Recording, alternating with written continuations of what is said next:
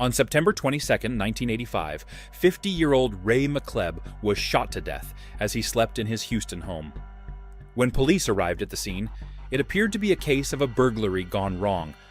But soon after interviewing Roy's wife, 43-year-old Carolyn, investigators realized that they were about to embark on a very strange homicide case. Houston, Texas, is a large American city with typical American problems, crime being at the top of the list. The violent crime rate in Houston is fairly high, but as with most American cities, one can avoid most of the crime by staying out of certain areas. The McCalebs lived in a middle-income neighborhood where crime was relatively rare and violent home invasion murders were unheard of. Still, it was the big city, and random crime can happen to anyone. But once homicide investigators took a statement from Carolyn, they began to see that this was no ordinary murder, and it was probably not random. The account that Carolyn McCaleb gave to the police of her husband's murder was so strange that police initially thought that it was too bizarre to make up. According to Carolyn, she was carjacked and raped by a barefoot man with a knife 10 days before her husband was murdered. And then, somehow, the rapist learned her address and came back. On the night Roy was murdered, Carolyn claimed that the rapist came into her room where he tortured and raped her for some time before he found the pistol that she kept under her pillow. The rapist then went into Roy's room, who was heavily sedated from a recent back surgery and also convalescing from a heart attack, and shot him in the head at point-blank range in total darkness. The killer then ran for the door when he bumped into Carolyn and dropped the gun, which she then picked up and fired 2 shots at him but missed. Obviously, the story had more holes in it than a slice of Swiss cheese, but the inconsistencies continued to pile up and cast even more suspicion in Carolyn's direction. The first question that police asked Carolyn was why she did not report the rape and carjacking that supposedly took place 10 days prior to her husband's murder. With a straight face and in a calm demeanor, Carolyn simply said that she did not want to upset her husband, who was recovering from recent health problems. The answer was suspicious, but suspicion alone is not enough for an arrest. So police began to investigate the carjacker story. Almost immediately, homicide detectives had a difficult time locating a suspect in the crime because Carolyn's description of the killer was not consistent. In fact, Carolyn said the killer rapist was white in her first statement, but then later said the assailant was black. When asked how she could get such an important and major detail wrong, she said that being in the South, she was embarrassed and did not want people to think she had an affair with her attacker. Other details of Carolyn's account of the murder simply did not add up. Carolyn, Roy, and the supposed killer were not the only people in the McCaleb house that night. Carolyn's son from a previous marriage and his girlfriend were also present when the murder took place. Neither saw an intruder in the home, although both were awake at the time Carolyn claims he made his getaway. Then there was her behavior after the police arrived. Carolyn's account was described as rehearsed and for the most part terse. She then took a shower, even though she was explicitly told that doing so would damage any physical evidence from the rape. Although she did go to the hospital after her interview with police, she left before doctors could perform a thorough examination. Finally, she refused to take a polygraph examination.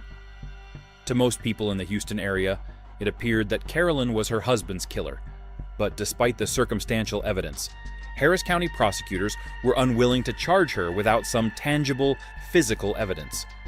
It would be a long time before Roy McCaleb's killer was brought to justice, as the years after Roy McCaleb's murder turned into decades. The case slipped out of the minds of most Houstonians. But the Harris County prosecutors did not forget. Although there was a plethora of physical evidence in this case, they had the murder weapon and the body of the victim. The circumstances prohibited the prosecutors from charging Carolyn. Yes, her story sounded phony, but they had nothing to prove otherwise.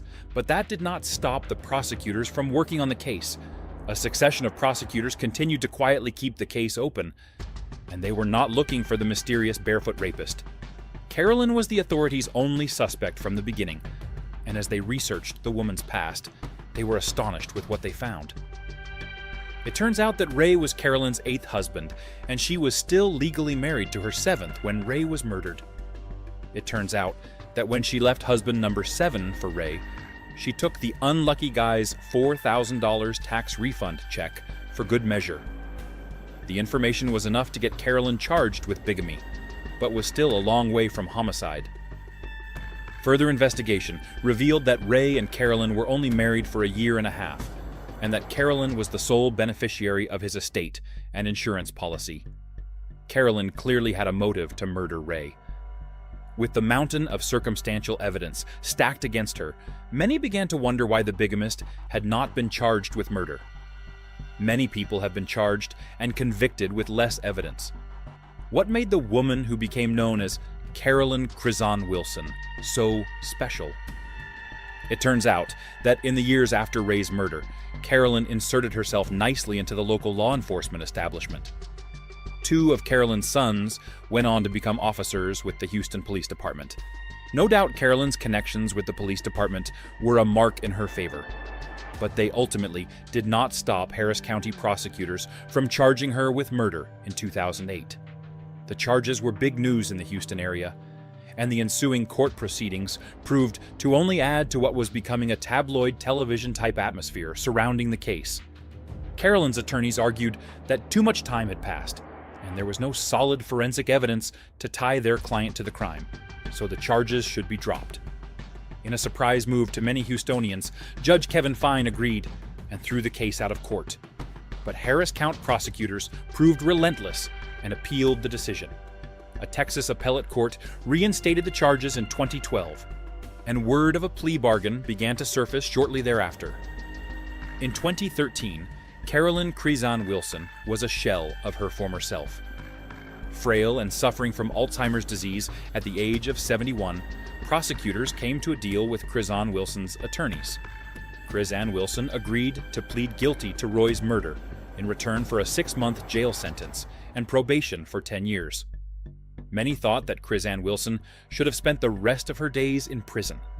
But prosecutors were quick to point out that in the world we live in today that is obsessed with physical evidence, a hung jury or acquittal was a real possibility. Although some of Roy McCaleb's family did not share that sentiment, others were just glad to see Crizon Wilson finally admit her guilt. Thank you for joining us on this riveting exploration into the perplexing case of Roy McCaleb's murder. Remember, the truth is out there, waiting to be discovered. If you have any theories or insights into the case, share them in the comments below. See you in the next investigation.